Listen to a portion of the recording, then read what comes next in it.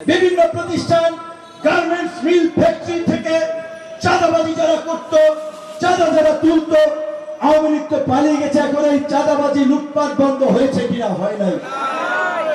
সাধারণ মানুষের রক্ত চোষাদের এখন আমরা উপস্থিতি লক্ষ্য করি।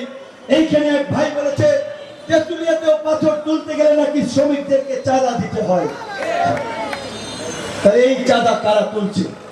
চাঁদাবাজদেরকে তো আমরা বুকে রক্ত দিয়ে হটিয়েছি, দখলদারদেরকে তো আমরা জীবন দিয়ে দেশ থেকে বিতাড়িত করেছি।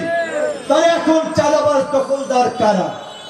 আমরা একটা পরিবর্তনের রাজনীতির কথা বলি, সেইখানে এখানে বিভিন্ন রাজনৈতিক দলের নেতৃবৃন্দ উপস্থিত আছেন।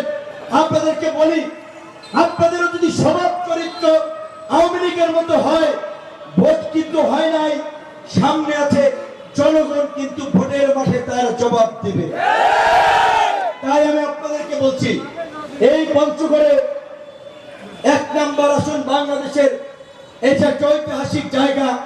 গণ অধিকার পরিষদের ট্রাক প্রতীকে নির্বাচন করার জন্য ইচ্ছা পোষণ করেছেন গণ অধিকার পরিষদ পঞ্চগড় জেলার আহ্বায়ক মাহফুজুর রহমান ভাই। সে যদি ভালো কাজ করে, আপনাদের যদি উপযুক্ত নেতা মনে হয়, তাকে ভোট দিবেন। অথবা এখানে আর অনেক দলের নেতারা আছে, তাদেরকে যদি ভালো মনে হয় তাদেরকে ভোট দিবেন।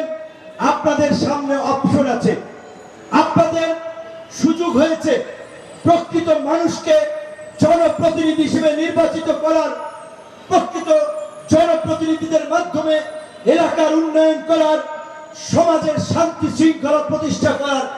মুসলমান হিসেবে আল্লাহ পাক যেমনি ভাবে কোরআনে বলেছেন, দুনিয়ার যত বালা মুসিবত মানুষের হাতের কামাই, যেমন কর্ম তেমন ফল।